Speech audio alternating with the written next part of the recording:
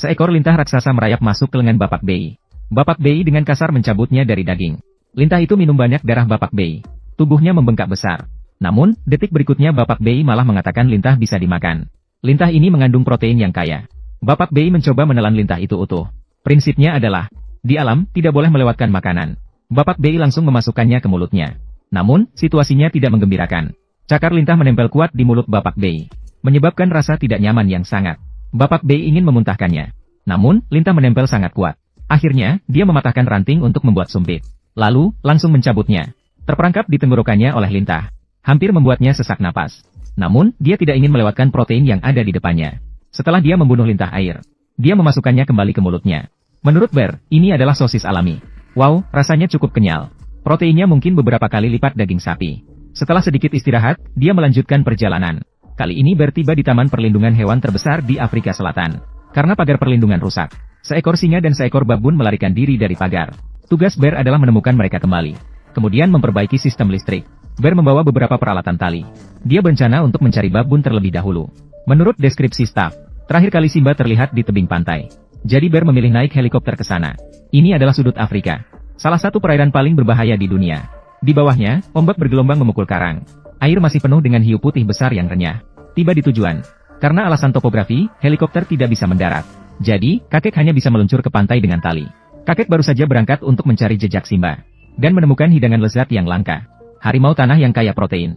Ada juga buah-buahan liar yang bisa dimakan di dekatnya. Kakek yang baru saja mulai bekerja tampaknya tidak terlalu lapar. Dia memperhatikan serangga itu sejenak. Lalu dengan kejam membuangnya. Sambil membawa beberapa buah liar. Baru-baru ini semua orang terus meminta pembaruan. Saya khususnya mengganti komputer baru. Proses penyuntingan jadi lebih cepat. Namun, mengurus laptop lama saya memakan waktu lama. Setelah membandingkan, masih lebih cepat dengan yang baru. Setelah memesan, ada yang datang menjemput. Jika puas dengan harga, bayar di tempat. Jika tidak puas, bisa dibatalkan di tempat. Sangat cocok untuk kita yang ingin menjual barang bekas. Masyarakat yang menginginkan kemudahan.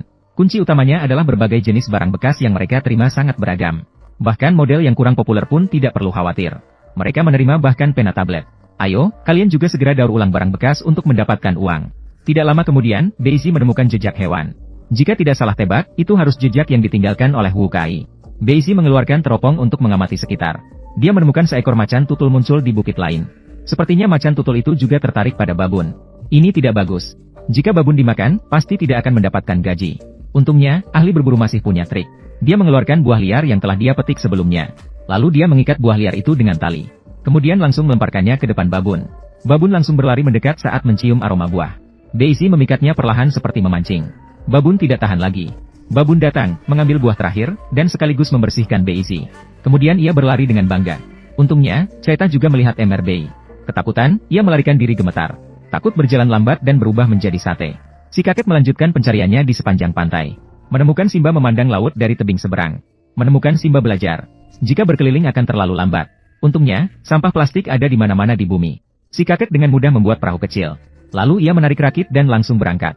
Ombak laut yang bergelombang terus memukul si kakek. Setelah usaha keras, akhirnya ia mendayung ke seberang. Selanjutnya melanjutkan perjalanan mencari jejak kera. Di perjalanan, si kakek menemukan beberapa buah ara. Dan kera sangat menyukai buah ini. Mari kita bungkus beberapa dulu. Siapa tahu nanti bisa berguna.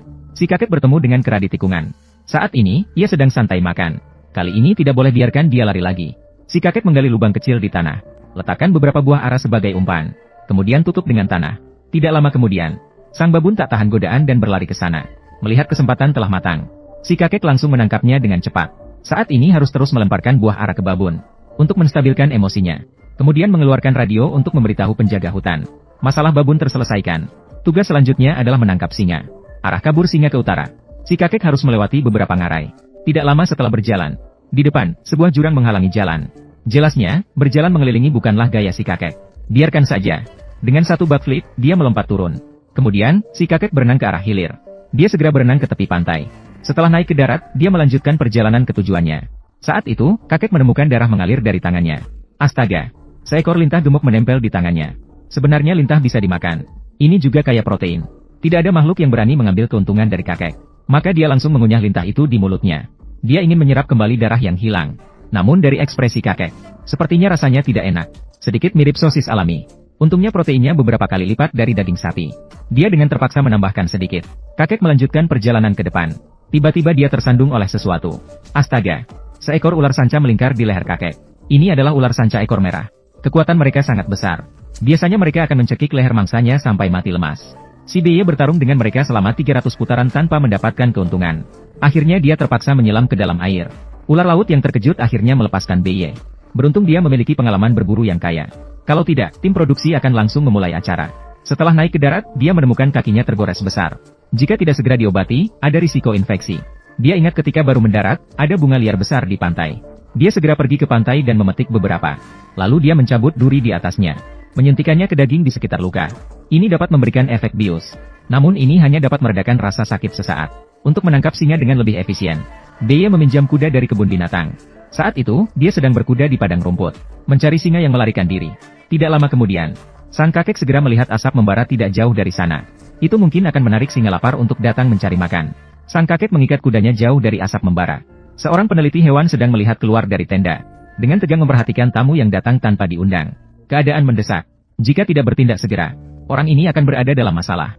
Sang kakek dengan berani langsung berlari ke arahnya. Mengambil kayu yang terbakar dan mulai mengusir singa. Singa tidak menyangka manusia sekarang begitu berani.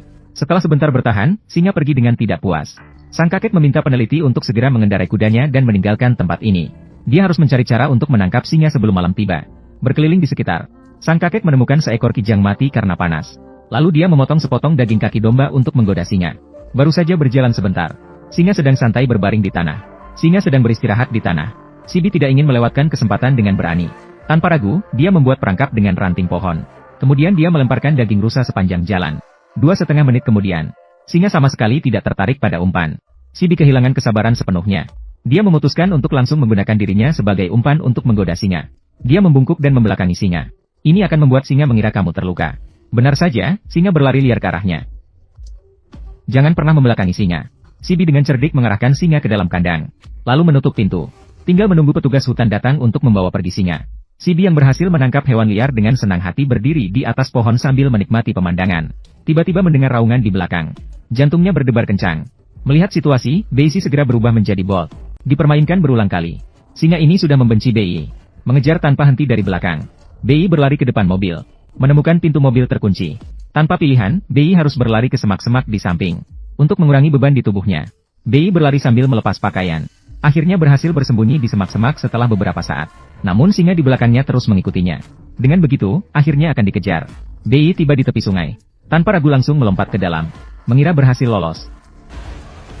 Kemudian Beye menggunakan koin kehidupan. Sayangnya, dia tidak memilih titik respawn yang tepat.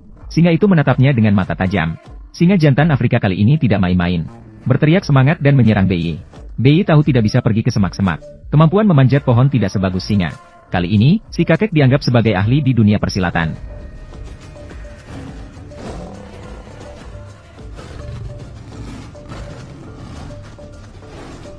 Mulailah dengan menghalangi pandangannya.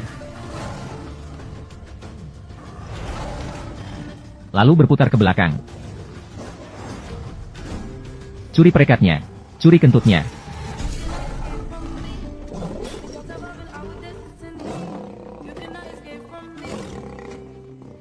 Pantas menjadi pria di puncak rantai makanan. Singa yang kabur akhirnya berhasil ditangani. Tugas terakhir adalah memperbaiki kotak sirkuit. Berjalan tanpa henti entah berapa lama. Tiba-tiba dihalangi oleh tebing curam. Si kakek memeriksa jurang ini. Sangat dalam, mencapai ratusan kaki. Jika ingin mencapai lokasi kotak sirkuit, harus melewati sini. Pohon di sekitar sangat ramping. Jadi, tidak mungkin untuk meluncur dengan tali. Untungnya, si kakek menemukan tali pengangkut barang petugas hutan di dekatnya. Saat itu tidak ada pilihan lain. Hanya bisa mencoba untuk memanjat. Namun, ini membutuhkan kekuatan fisik yang tinggi. Tidak boleh ada kesalahan sedikit pun. Jika tidak berhati-hati, si kakek bisa terjatuh dan hancur. Dia perlahan-lahan menarik dengan tangan. Terlihat sangat berat. Setelah 10 menit baru mencapai posisi tengah. Melalui perjuangan yang sangat besar untuk mendaki. Akhirnya tiba di sisi lain tanpa kejadian yang menegangkan. Melihat pemandangan yang megah ini, Ber juga tak bisa menahan untuk tidak terkesima. Seberapa kuatnya kekuatan yang muncul saat seseorang dalam keadaan terdesak. Setelah melewati berbagai rintangan yang sulit, akhirnya Ber menemukan kotak sirkuit. Cukup buka saklar sesuai urutan yang ditentukan. Maka tugasnya selesai. Ber sangat yakin dengan tindakannya sendiri. Tindakannya cepat dan gesit. Setelah menghubungkan kabel, buka saklar. Kemudian lampu di atas kotak sirkuit tiba-tiba menyala. Ini menandakan pemulihan listrik. Sampai di sini, 3 tugas bar juga berhasil diselesaikan dengan lancar. Tidak tahu apakah tim produksi akan memberinya bonus.